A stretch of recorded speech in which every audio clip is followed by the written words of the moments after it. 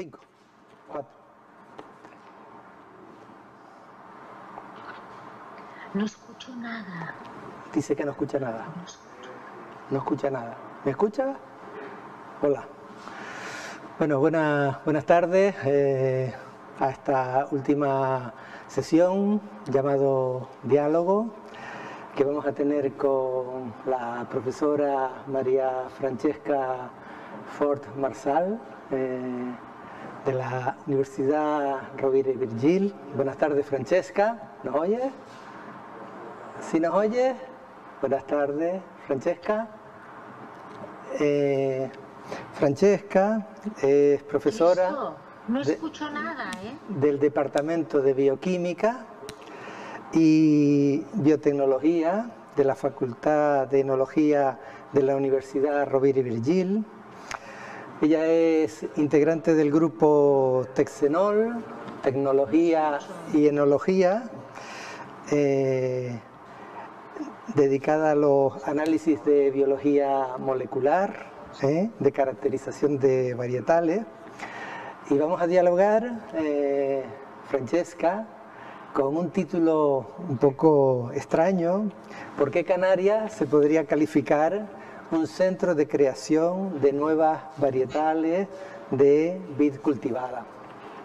Esto toma su partida en una investigación enmarcada en este grupo de investigación Texenol, dedicado a la caracterización molecular de cultivares de Vitis vinifera, la cual ha sido publicada en un artículo científico bajo la denominación de caracterización molecular de varietales locales de Vitis vinifera procedentes de áreas volcánicas de Madeira y Canarias a través de metodología científica. Y en ese estudio se sugiere por primera vez en el ámbito científico que estas áreas volcánicas canarias podría considerarse como un centro de origen de nuevos cultivos de la Vitis vinifera. En ese contexto, ese análisis de varietales ha estado estudiando 79 varietales en las Islas Canarias y 14 de Madeira, por lo tanto 91 varietales, donde nos aproxima a la posibilidad de esa existencia como hipótesis de ese laboratorio de producción en el contexto de nuestro archipiélago de las Islas Canarias. Pues buenas tardes, Francesca, gracias por compartir este rato, bienvenida a este diálogo en la distancia y retransmitido. Y empezando por el principio, con este título tan así un poco científico, ¿qué es lo que se puede entender como un centro de creación de nuevas variedades? A todos, permítanme, Carlos, o doctor Fernández, permítanme agradecerles la invitación a estas jornadas tan interesantes que he ido siguiendo en la medida que me ha sido posible y que he aprendido un montón y también le he matizado alguna afirmación que yo vengo haciendo a partir de los especialistas, grandes especialistas que han invitado. Esto, sí, vamos a responder a la primera pregunta que Carlos me estás haciendo, que es un centro de creación de nuevas variedades. A ver, esta idea surge a partir de un gran científico ruso que se llamaba Vavilov, un científico que estudió, bueno, que sus investigaciones estuvieron enmarcadas en la primera mitad del siglo pasado. Entonces, este señor vio que para poder manipular, fíjense ustedes que estamos en un punto donde es un punto anterior a lo que se conoce como la Revolución Verde. ¿de acuerdo? En esta revolución verde, esto fue un antes y un después de la agricultura y por lo tanto, por extensión también de la viticultura. Entonces, porque la revolución verde se dio en los años 50 del siglo XX. Entonces, Vavilov lo que pronosticó era que en la tierra había diferentes centros de creación de vegetales y todos ellos, esta fue su teoría a partir de sus observaciones, evidentemente. Estos centros de creación de nuevas variedades tenían que ser o sí el centro de origen de estas variedades y también, o sea, ¿pero por qué el centro de origen? Porque había mayor densidad de estas especies vegetales y a partir de aquí también había más variabilidad genética de las mismas. Entonces, era un centro de creación y a partir de aquí estas especies vegetales se dispersaban, es decir, colonizaban o se dispersaban a través de las rutas humanas, se dispersaban por el resto del planeta. Esto se puede extrapolar perfectamente a lo que es la viticultura. Forni, que es un investigador italiano, estudioso, o sea, seguidor de Vavilov y estudioso de lo que son los centros de creación o los centros de biodiversidad, los centros de creación, en este caso, de variedades de vid, él propone como dos niveles. Dice que estos centros de creación de nuevas variedades se caracterizan porque a partir de aquí se forman nuevas variedades de vid. Y es lo que él llama la fase de implosión. Y a partir de aquí, igual que Vavilov, está de acuerdo con Vavilov, que hay una expansión, hay una dispersión o difusión de estas mismas, o sea, de estas mismas variedades, que es la fase de explosión. En estos centros, matiza Forni, que existen formas silvestres, también existen formas paradomesticadas. Paradomesticadas se refiere en inicios incipientes de domesticación. Aparte de esto, también hay variedades importadas de otros lugares que dependiendo del número de individuos, también dependiendo del grado de desarrollo, estas variedades lo que harán serán cruzarse entre ellas o cruzarse con las anteriores, con estas silvestres vamos a hablar. Y a partir de aquí evolucionarán mutando. Por lo tanto, fíjense ustedes que lo que estamos hablando es que es un centro de creación de nuevas variedades y a partir de aquí centros de dispersión de estas variedades. Esto es lo que sería, lo que definen los estudiosos como un centro de creación de nuevas variedades o centros de domesticación secundarios. Obviamente Forni se refiere a la cuenca del Mediterráneo. Estamos hablando vamos a decir, de unas ideas que las tenemos que importar entre 4 y 6.000 años y quizás 7.000 años antes de Jesucristo, pero que continúan vigentes. Bien. Entonces, por poner en contexto a quienes nos oyen, esta mañana hemos tenido una comunicación muy interesante de Juan Jesús Méndez, donde nos anticipaba toda esa evolución histórica en la que decía cómo se generaba, digamos, todo ese proceso de creación vegetal, pensando en lo que era la vitis como género. Nos hablaba de la duda respecto a la era secundaria, cómo en la era terciaria se hacía, digamos, este tipo de referencias que haces de implosión y de desarrollo y cómo esto se asienta en la era cuaternaria. Entonces nos adentramos, por lo tanto, específicamente a hablar del desarrollo de la vitis vitifera, desde lo que sería ese proceso de domesticación a partir de la silvestre a la que conocemos propiamente como vitis vitifera. Entonces, en este contexto, en ese proceso de evolución humana y también de aparición del ser humano, aquel hecho de que dejamos de ser cazadores-recolectores y nos preocupamos de tener una vida planificada en la que abordamos procesos ya de domesticar animales, de domesticar plantas, es ahí cuando empieza el momento en el que estamos hablando, ¿no? Y te diría, entonces, bueno, tenemos muy claro cómo se domestica un animal, pero ¿cómo se domestica una planta? Es curioso. Aquí vamos, si usted me permite, lo que voy a hacer es aplicarlo a la vida, ¿de acuerdo? Entonces nos vamos a imaginar, siempre tenemos que retener, si es posible, los que hayan escuchado la ponencia que también presentó Juan Jesús Méndez, el cuadro este último donde la Vitis silvestris coloniza toda la cuenca del Mediterráneo y Asia Menor. Entonces, a partir de aquí, es una obviedad que las civilizaciones más avanzadas van a ser las que van a tomar las riendas. Esto es indiscutible. Esto es de sentido común.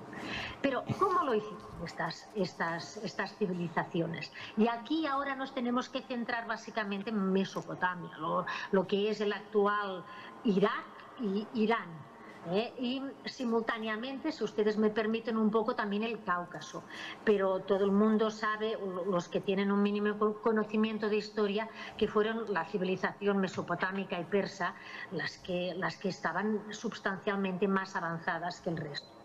Entonces, a partir de aquí vamos a tirar un poco más para atrás de estas civilizaciones. Vamos a situarnos cuando el hombre es un cazador-recolector.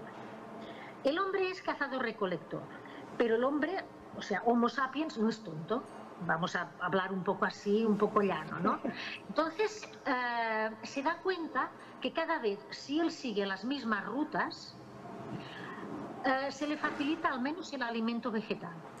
Porque por donde ha pasado, va recordando en qué sitios ha podido coger algún fruto y ha podido comer, si le ha gustado o no le ha gustado. De tal manera que el hombre va siguiendo las mismas rutas. Es nómada, obviamente, pero interactúa con la naturaleza. Y cada vez interactúa más porque se está quedando en los lugares donde el suministro le es más fácil. Es también otra ley que nos rige actualmente, la ley del mínimo esfuerzo. Entonces, por estas rutas pasa reiteradamente, se queda momentáneamente en diferentes lugares, pero siempre en el mismo sitio, y entonces aquí representa que lo que hace es interactuar con la naturaleza en todos los sentidos. Come, pero también deja residuos. Y entonces a partir de aquí se genera lo que es la teoría de lo que se conoce como el Dam Hips, es decir, la teoría de los vertederos. Se da cuenta que en estos lugares donde ha interactuado de una manera más directa y durante más tiempo, van creciendo toda la flora que él ha consumido. La flora que más le ha gustado, que es la que consume más a menudo, va creciendo aquí. ¿Dónde? En estos vertederos, donde él deja sus residuos, quedan las semillas y las semillas crecen. Y eso es lo que los estudiosos llaman o conocen como la predomesticación, o sea, antes de domesticar, ¿de acuerdo? Entonces, en esta etapa, que podemos hablar del Paleolítico, Mesolítico y los primeros periodos del Neolítico, el Neolítico incipiente, es lo que, o sea, viene regida por esta estrategia. Entonces, a partir de aquí empieza una nueva etapa, que es la paradomesticación. Esta paradomesticación se caracteriza, bueno, aquí hay un matiz. Hay un gran estudioso de la Vitis vinifera silvestris, subespecie silvestris, que es el doctor Ocete de la Universidad de Sevilla, que él tiene una teoría que hay un periodo previo a la paradomesticación propiamente dicha, que es la paradomesticación embrional. De esta paradomesticación embrional se tienen muy pocas muestras arqueobotánicas o arqueológicas. Por lo tanto, la comunidad científica no la descarta, pero la tiene un poco en suspensión. ¿Existió o no existió? Vamos a hablar de la paradomesticación propiamente dicha. La paradomesticación propiamente dicha es un paso adelante. ¿De acuerdo? El hombre en estos vertederos, en estos dung heaps, lo que hace es proteger las plantas que más le gustan, que más le alimentan. ¿Cómo las protege?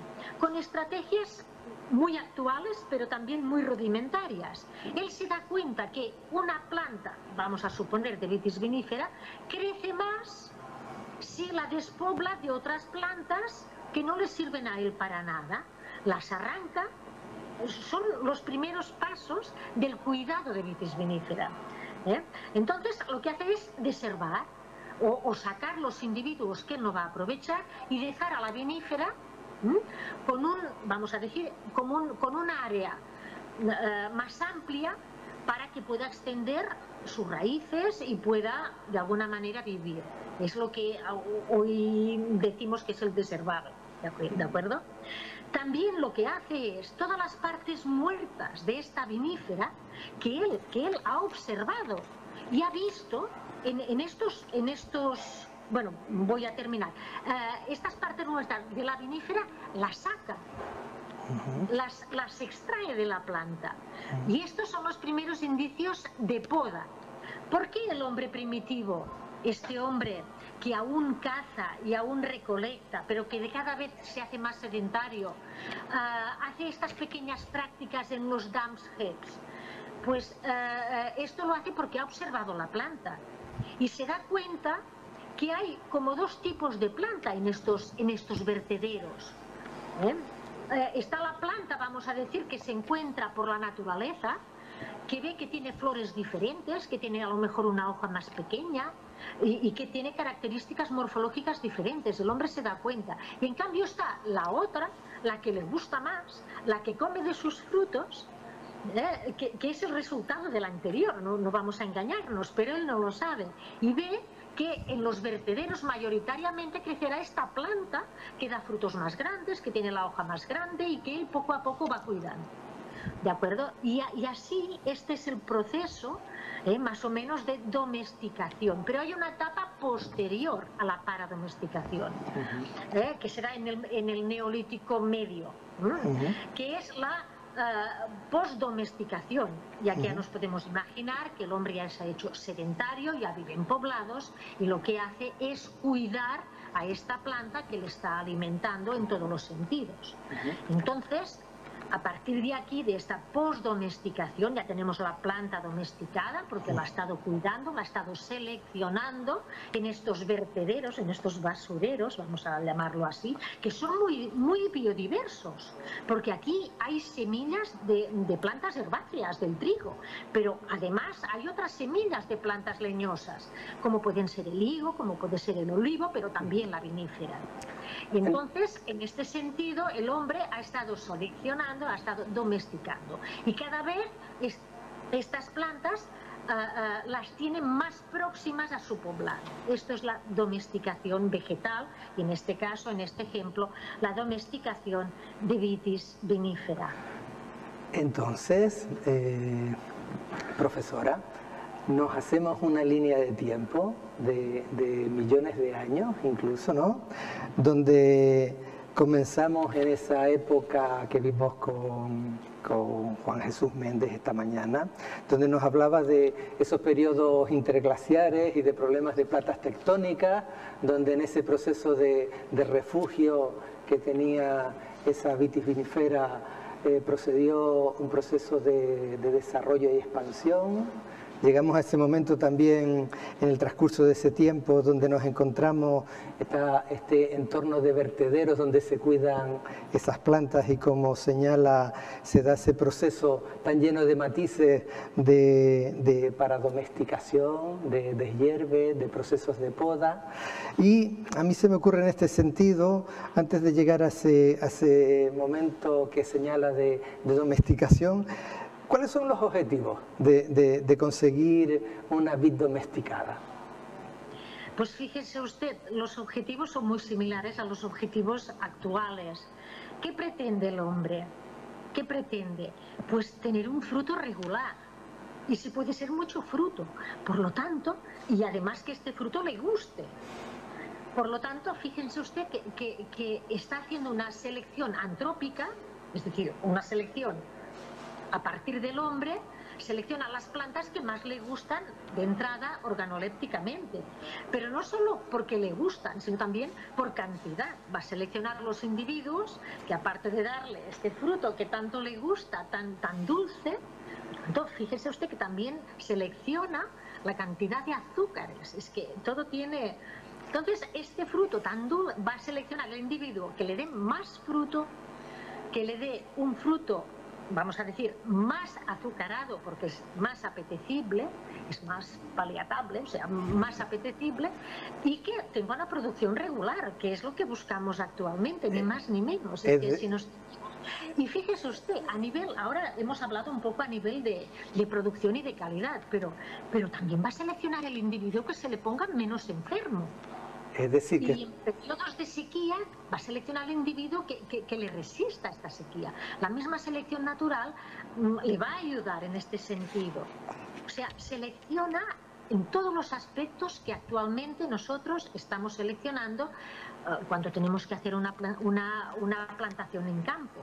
Pero es que además se encuentra, como antes he dicho, con dos tipos de individuo. Él va a seleccionar el que le es más productivo, que tiene las bayas más grandes, que tiene el racimo más grande, pero está el silvestre, que este lo deja de seleccionar. ¿Por qué? Porque tiene la baya más pequeña, pero por otra cosa, que también es muy importante y de la cual no he hablado, que es el tipo de flor. Él se da cuenta que todas las vides que se encuentran en la naturaleza, vamos a decir, sin acción antrópica, estas vides las hay que dan fruto y las hay que no dan fruto. Y se fija en la flor y ve que hay flores diferentes. Van a dar fruto, evidentemente, las parras femeninas. Las masculinas van a aportar el polen, pero no van a dar fruto. Esto es un elemento también de descarte. En cambio, esta estrategia, aquí, si hablo en términos científicos, vamos a decir que la Vitis silvestris es una vid dioica. ¿Qué quiere decir esto? Esto quiere decir que habrá plantas masculinas y plantas femeninas, que es la silvestris. Pues la comunidad científica, por diversos estudios, obviamente, parece ser que la tendencia, o sea, es decir, la estrategia para colonizar un territorio, vamos a decir, se ve favorecida por la dioicidad, es decir, por el hecho de que haya plantas masculinas y femeninas. Por eso la silvestris, cuando salió del refugio, como que es dioica, tiene plantas masculinas y femeninas, colonizó con mucha más facilidad. En cambio, el hermafroditismo, que también las había en muy poca, vamos a decir, en muy poca proporción había plantas silvestres hermafroditas, pero el hombre selecciona las hermafroditas porque le dan menos problemas, le fructifican todas. Tiene el aparato masculino, la flor tiene el polen y tiene el ovario, con lo cual en una misma planta se puede autofecundar y dar por ella misma fruto. También selecciona esto. Y de hecho, una de las características más importantes de la domesticación es esto, la selección de las plantas hermafroditas. Es decir, que podemos estar hablando de un primigenio proceso de análisis sensorial, de esas bayas derivadas de la Vitis vinifera subespecie silvestris, pero en consecuencia se puede afirmar categóricamente que la Vitis vinifera es el resultado de la domesticación de la subespecie silvestris por obra del ser humano. ¿Es así esto? Sí, se puede afirmar esto. Sí. Es decir, a partir de una vid silvestris, vamos a decir, hay una especie, ¿no?, que es Vitis vinifera L. L quiere decir de Linné, que era un botánico sueco, bueno, que hizo la clasificación. Esta especie tiene dos subespecies, como Juan Jesús esta mañana ha explicado muy bien. Tiene dos subespecies, la silvestris, que es esta, que sale del refugio, coloniza la cuenca del Mediterráneo en sus diferentes ecosistemas, y el hombre se encarga de domesticar. Y a partir de aquí el hombre crea la otra subespecie, que es la subespecie Vitis vinifera, subespecie vinífera, también llamada caucásica o sativa. Lo que pasa es que estos dos términos, subespecie caucásica o subespecie sativa, ya están en desuso. Actualmente el nombre científico de la vid domesticada es Vitis vinifera, subespecie vinífera. Esta es la cultivada. La silvestre, obviamente, es Vitis vinifera, subespecies silvestres. Es decir, que estamos aproximándonos. La cultivada, o sea, esta subespecie se crea a partir de la domesticación por parte del hombre. Por lo tanto, que estamos hablando de periodos recientes, de miles de años antes de Cristo. Y vendría aquí la pregunta, entre las dos subespecies, esta subespecie vinifera caucásica o la subespecie silvestris, ¿cuáles serían las principales diferencias a partir de ese proceso de domesticación? Sí, las principales diferencias son básicamente cuatro, así reduciendo muchísimo, ¿no? La vitis domesticada, la Vitis vinifera subespecie vinífera, tiene la hoja más grande que la Vitis vinifera subespecie silvestris. No solo va a tener la hoja más grande, sino que, como he comentado, también tiene una flor diferente. La Vitis vinifera cultivada es hermafrodita, aunque haya excepciones. A ver, en biología nunca podemos hablar en términos absolutos. Yo cuando digo son hermafroditas me refiero a la gran mayoría, pero sí es cierto que hay Vitis vinifera que son femeninas. Por ejemplo, una de las, y es una Vitis vinifera, subespecie vinífera, es decir, de las cultivadas. Una especie originaria de la parte norte de la península ibérica, de la mitad norte, no de la mitad norte, es una variedad que se llama Eben. Actualmente se cultiva, no tiene muchas hectáreas, pero se está cultivando. Esta variedad, que es una vid cultivada, tiene una flor femenina. Eso quiere decir que es muy, muy, muy antigua, ¿de acuerdo? Y esta variedad se ha cruzado con otras variedades, es muy antigua, mucho rodaje, se ha cruzado y es uno de los progenitores de más de 60 variedades españolas, de más de 60. Del baboso negro, por ejemplo, el sumoll catalán, del viura, el macabeo, bueno, hay un montón que tienen como progenitor esta variedad, que es una Vitis vinifera subespecie vinífera. Pero la gran mayoría son hermafroditas, y en cambio la silvestris, como antes les decía, tiene pies, o tiene individuos que tienen flores femeninas y individuos que tienen flores masculinas. Este es el segundo, vamos a decir, la segunda característica diferenciadora. La tercera es la forma o el tamaño del racimo y la forma de la baya. La vinífera, el hombre la seleccionó que tenga un racimo muy grande y la baya también, si es posible, lo más grande posible. En cambio, la Vitis vinifera silvestris tiene un racimo, vamos a decir, pequeñito, con bayas muy pequeñas, ¿de acuerdo? Es una baya, se puede vinificar, pero como que no da el rendimiento esperado. Entonces el hombre selecciona la que tiene las bayas más grandes y el racimo más grande. ¿Para qué? Para tener una mayor producción. Y por último, el cuarto rasgo que vamos a decir que es diferenciador es la forma de las semillas.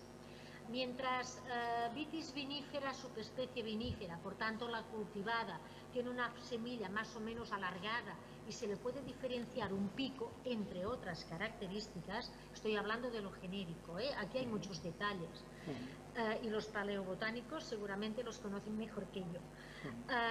En cambio, la silvestris tiene una semilla mucho más redonda y apenas se puede ver el pico.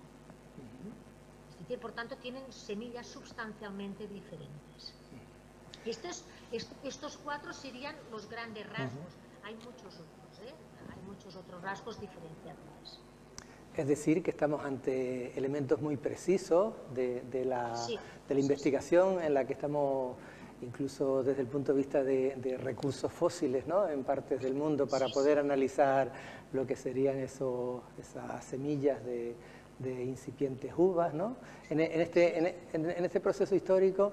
Entonces, después de analizar un poquito cómo ha sido esa domesticación, qué beneficios traía, ahí vemos que entra un cierto productivismo inicial, llamémosle economicista, ¿no?, de decir, de aumentar los rendimientos, esa diferenciación de características, y que eso está extendido en todo este ámbito del Mediterráneo.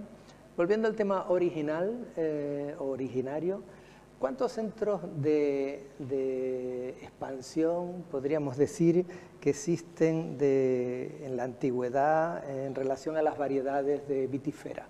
¿Era uno? Sí. ¿Eran varios? ¿Cuáles eran? Aquí hay 2 teorías.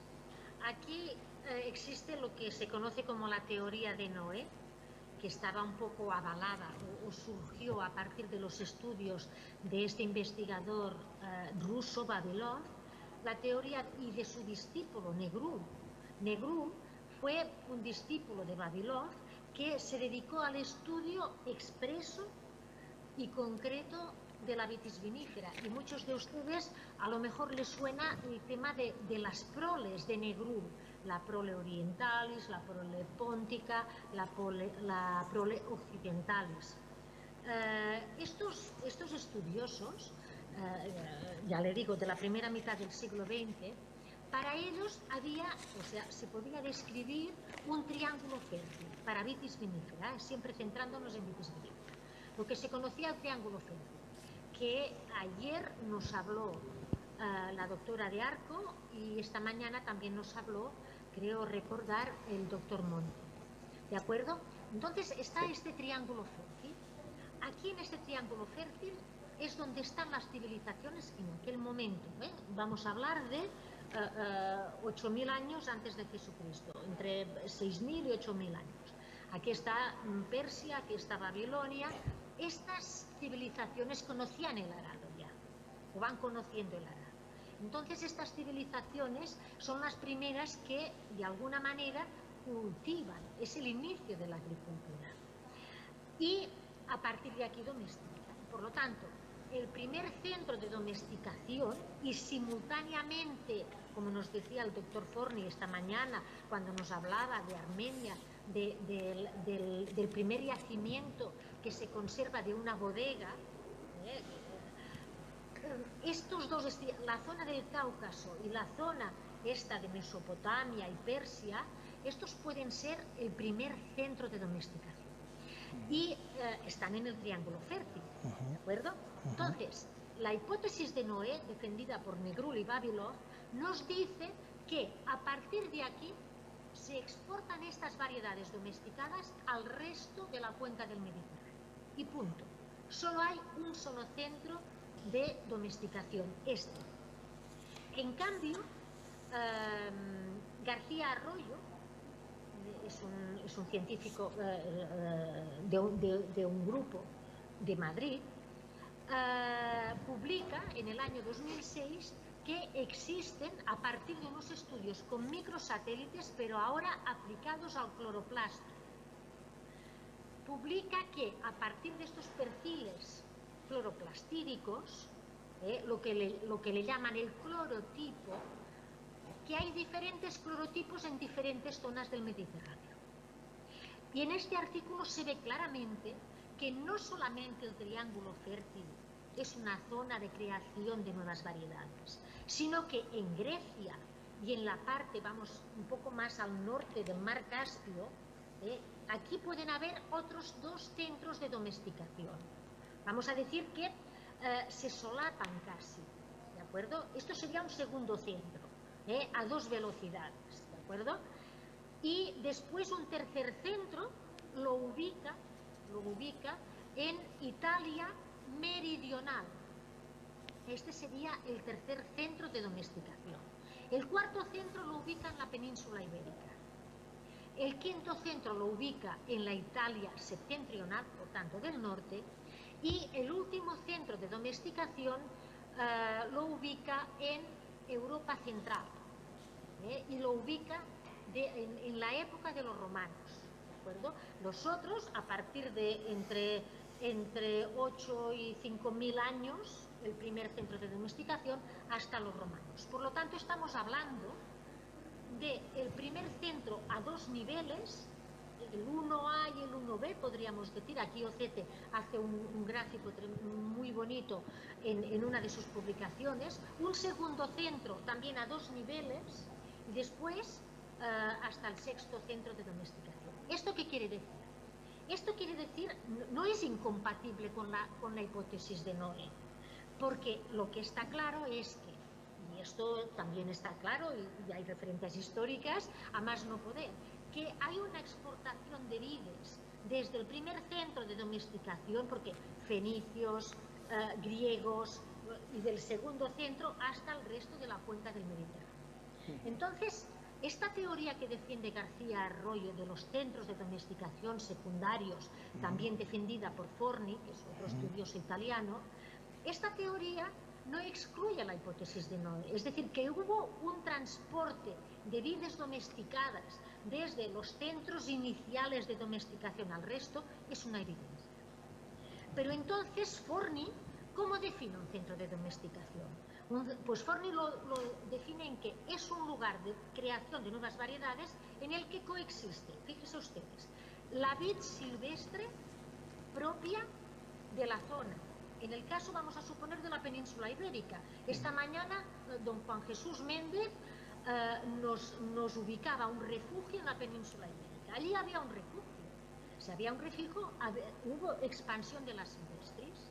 Entonces, estas silvestris, poco a poco la domesticaron. Lo que pasa es que las civilizaciones primitivas de la península ibérica, celtas y íberos, iban mucho más atrasados que las civilizaciones de Mesopotamia y Persia.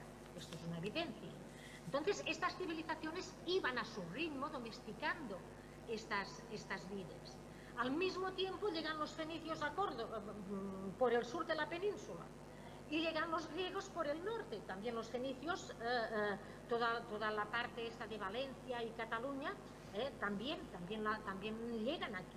Entonces, vamos a decir, hay una coexistencia entre la vitis silvestris para domesticada, que iban trabajando los poblados primitivos de la península ibérica, y estas vides traídas de la otra parte del Mediterráneo por unas civilizaciones mucho más avanzadas.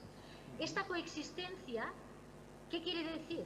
Que las vides nuevas se tienen que adaptar a los nuevos ecosistemas, mientras las silvestres van avanzando, entre ellas se cruzan y entre ellas mutan, y entonces la península ibérica, vamos a decir, se convierte en un centro de domesticación. Y esto es un hecho. En la península ibérica hay un centro de domesticación. En el sur de Italia hay un centro de creación de nuevas variedades. En el centro de Europa también, y ejemplos miles. Por lo tanto, vamos a decir que originariamente hay como 6 centros de domesticación en la antigüedad, y que van evolucionando y que van dando en cada uno variedades diferentes. Interesante, todo muy interesante. Desde el profesor Monti, que nos decía aquello de esas primeras centros de almacenamiento de vino, en las que hablaba incluso de los enterramientos de ese tipo de ánforas o de vasijas, y el proceso empezando desde el oeste en una transición progresiva hacia el este, ¿no? Desde oriente, exactamente, desde el este hasta el oeste, desde oriente hacia occidente, ¿no? Y desde norte hacia sur. En ese proceso de combinación también de biodiversidad, ¿no? De combinación entre la silvestris y la que va siendo domesticada. Entonces, en ese proceso, avanzando en el tiempo y poniéndonos también, digamos, en la referencia central de lo que sería, digamos, la presentación que tenemos, introduce usted esta hipótesis de que nuestro archipiélago, las Islas Canarias, puede ser un centro de domesticación secundaria de la vid. ¿En qué se basa para formular esta hipótesis? Está claro que aquí no hay vitis silvestris. Esto está claro. Esto sería la excepción. Pero que ustedes son un centro de creación de nuevas variedades es un hecho. También es un hecho. A ver, en las prospecciones que he ido haciendo en las 4 islas prospectadas, evidentemente, en todas ellas hemos encontrado individuos nuevos. En todas ellas. Que, bueno, que obviamente, a ver, ayer la doctora de Arco apuntaba la posibilidad, una posibilidad que ya la apuntó el doctor, bueno, ahora no me acuerdo el nombre, pero lo he estado...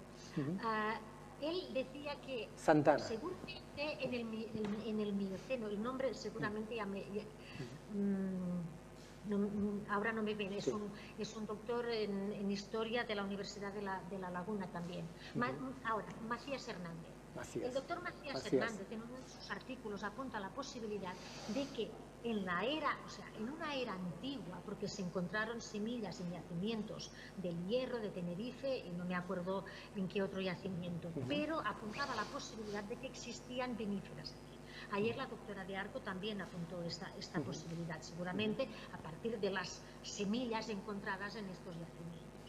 Pero lo que está claro es que debían ser miembros de la familia de las vitáceas, que esta mañana don Juan Jesús Méndez también lo decía. Había, o sea, miembros de la familia de las vitáceas estaban esparcidos por todo el planeta.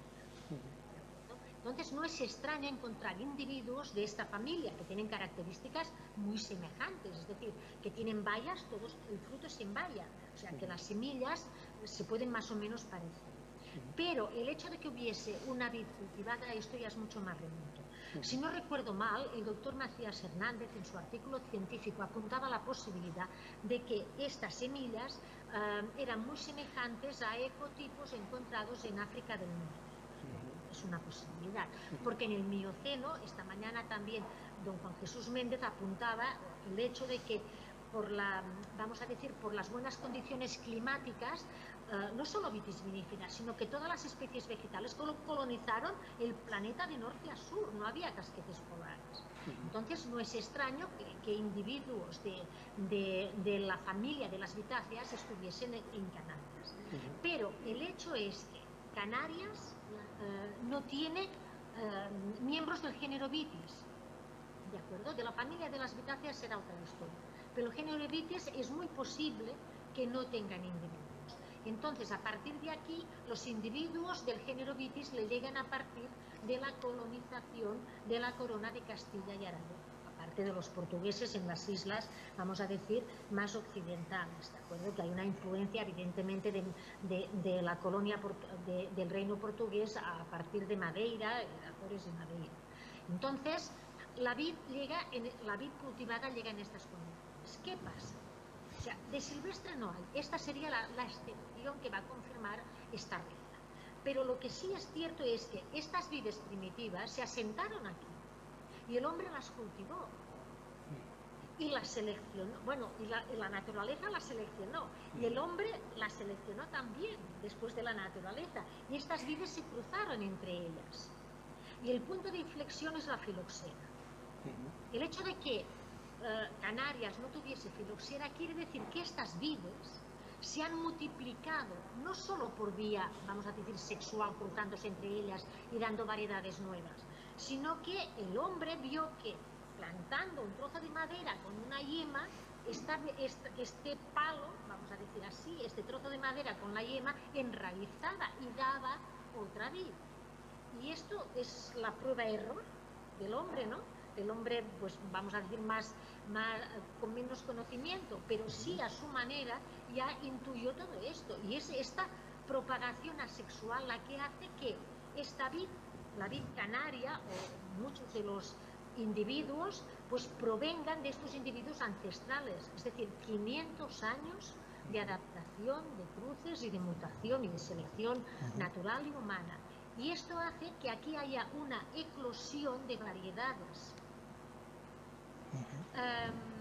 ¿Cuántas variedades podemos decir? Hay variedades locales, es decir, que solo las tengan ustedes, porque el doctor Alicuo nos hablaba del listán prieto. Ustedes tienen el listán prieto, lo cultivan y lo vinifican extraordinariamente, igual que en Chile, igual que en Argentina. Y allí se cruzó, y esta tarde el doctor Alicuot nos enseñaba los cruces entre el listán prieto y el moscatel de Alejandría, que es una maravilla su artículo. Entonces, ¿aquí qué pasó? Pues, ¿cuántas variedades tienen ustedes únicas? De momento, entre los estudios del ingeniero Cerolo, de Inmaculada Rodríguez Torres y los nuestros, hay 20 variedades de momento que no están que estén publicadas, porque yo tengo en la retaguardia unas cuantas que están por publicar, pero hay 20 variedades publicadas por estos tres grupos, vamos a decir, y 5 mutaciones de color. Una malvasía rosada que no existe en otro lugar que no sea en Canarias, ya sea por la filoxera, ya sea por lo que sea, pero solo existe en Canarias. Entonces, todo esto en 7.000, no me acuerdo cuántos kilómetros cuadrados tienen ustedes de islas, unos 7.500 kilómetros. Claro, de superficie, porque si las extensiones son más grandes habrá más individuos. Vamos a contar, vamos a referir número de individuos por kilómetro cuadrado. Pues tienen eso, que están su zona es una zona que por el hecho de no haber sufrido la filoxera y todo lo que ustedes ya conocen y nos han explicado otros especialistas durante este congreso, pues tienen una biodiversidad muy elevada. Y esto hace que nuestro grupo en este artículo propusiéramos la hipótesis, que nadie nos la negó, que fueran un centro de creación de nuevas variedades, por lo tanto un centro de biodiversidad. Bueno, este extraordinario resultado a partir de ese trabajo, también combinación de un proceso de investigación y de estudio, donde evidentemente está esa profundización en varietales, en caracterizaciones, en cuál ha sido, digamos, el devenir al no tener filoxera, ese periodo tan reciente de tiempo de 5 siglos. ¿Se puede decir que esto es una situación genuina de Canarias o puede haber otras partes del planeta donde esto haya sucedido en ese contexto temporal? Hay otras partes, pero son muy pocas, son pocas. O sea, por ejemplo, está la isla de Santorini, está Creta, está Chipre. Fíjense, todas zonas volcánicas, es que hay un denominador común. Sí. En este caso hay un denominador que se sabe que hay una biodiversidad varietal, vamos a decir, potente. También está Chile y Argentina, evidentemente, sobre todo Chile. Son zonas donde nunca hubo filoxera y son todo, o sea, edafológicamente son terrenos arenosos, en este caso de las islas, volcánicos, en Chile también volcánicos, ¿de acuerdo? Pero sí es cierto que hay otras zonas del planeta que también quedaron exentas de filoxera. Por ejemplo, en la península está la zona de Toro, en Zamora, que hasta hace nada, hasta el siglo pasado, estaban plantando a pie franco y era la vera en Zamora. O en mis tierras, en las comarcas de Tarragona, una comarca del sur, la ribera de Ebra, la ribera del río Ebro, también tienen una textura, tienen un suelo con unas condiciones edáficas, así con una textura muy arenosa, y también estaban plantando en pie franco. Pero estas zonas, fíjense ustedes, que no tienen, o sea, se podrá plantar en pie franco, pero no se conoce que haya una biodiversidad como Creta, como Santorini, o como Chile, o como ustedes. O sea, que pueden ser zonas exentas de filoxera, pero que no han desarrollado, vamos a decir, estas zonas más continentales, excepto Chile, evidentemente. En la isla de Santorini incluso hay una variedad, y esto es muy curioso, porque yo no sé si creérmelo, o no. Esto lo pongo muy en duda. Algunos textos no científicos apuntan la posibilidad que haya una variedad de Vitis vinifera resistente a la filoxera. Y dicen que es la variedad, vamos a decir, insignia de la isla de Santorini, que se llama Asirtico. Parece ser que está, pero bueno, a ver, ustedes también pueden decir que el marmajuelo o la bermejuela es resistente porque nunca fue atacada por la filoxera. Es que, bueno, esto ya es un matiz, es curioso que algunos textos no científicos, pero yo estaba mirando el linaje de esta Asirtico, es una Vitis vinifera, vamos a decir, normal y corriente. Está claro que dentro de las Vitis vinifera habrá variedades que serán más o menos sensibles a la filoxera. Esto lo tenemos claro. Hay una variabilidad dentro de la especie Vitis vinifera. Esta variabilidad intervarietal, entre variedades. Pero Vitis vinifera por excelencia es sensible a la filoxera y por eso fue atacada. Es decir, que hay otra línea de investigación interesante, que es la propia caracterización de territorios donde se está dando este proceso, o se pudiera dar este proceso de domesticación secundaria, en función de estas características, filoxera o no, territorios, edafología, tipos de suelos, climas incluso. Pero esto probablemente tiene también una trascendencia a lo científico, ¿no? Porque uno se plantea si este hecho es así y si esto es una singularidad de este archipiélago canario, esto también tiene, digamos, una fuerza de relato, ¿no? Tiene una fuerza incluso de diferenciación de los vinos, de posicionamiento, de carácter comercial incluso. Esto es un argumento, es un argumento. Sí, yo creo que ustedes tienen, a ver, son herramientas de marketing y ustedes las tienen y por qué no usarlas, ¿no? Primero, eso, que son un centro de biodiversidad, es decir, sabores prefiloxéricos, esto puede ser como un titular, ¿dónde puede usted probar sabores prefiloxéricos? En Canarias. Claro, y además de sabores prefiloxéricos, sabores únicos, porque procedentes de variedades únicas. O sea, yo creo que tienen estas dos herramientas de marketing que les pueden ayudar a la expansión, a la exportación de los vinos canarios. Es decir, estamos de acuerdo que hay una parte científica, que es la parte, pues vamos a decir, pero todo tiene su extrapolación al mundo comercial. Ustedes ahora ya tienen un artículo científico que una hipótesis en la cual se escribió una hipótesis como centro de biodiversidad, como centro de creación de nuevas variedades, Canarias. Hay un artículo. Un artículo científico no se publica así como así. Pasa por un filtro, por un tribunal de especialistas internacionales que para mí fueron anónimos. Es decir, yo nunca llegué a saber quién corrigió mi artículo. ¿De acuerdo? Entonces esto es una herramienta de marketing, señores. Prueben ustedes esos sabores prefiloxéricos y además con una base científica. Es decir, que somos un centro de creación de variedades. Si son un centro de creación de variedades, tienen variedades únicas. Es que una cosa acarrea a la otra. Pues pruebe usted eso, un vino de marmajuelo o un vino de listán negro, que no lo va a probar en el mundo. Pues muchas gracias, profesora, por esta contextualización de Canarias en el proceso del laboratorio global en nuestro planeta de lo que es la Vitis vinifera.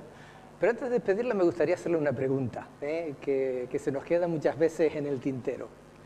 ¿Qué fue primero, el huevo o la gallina? ¿Qué fue primero, domesticar la vid o vinificar? Hacer los vinos, en ese contexto de análisis sensorial. Eso nunca se sabe. La intuición nos puede llegar a decir, bueno, primero se domesticó, pero quién sabe. ¿Quién sabe si uno de estos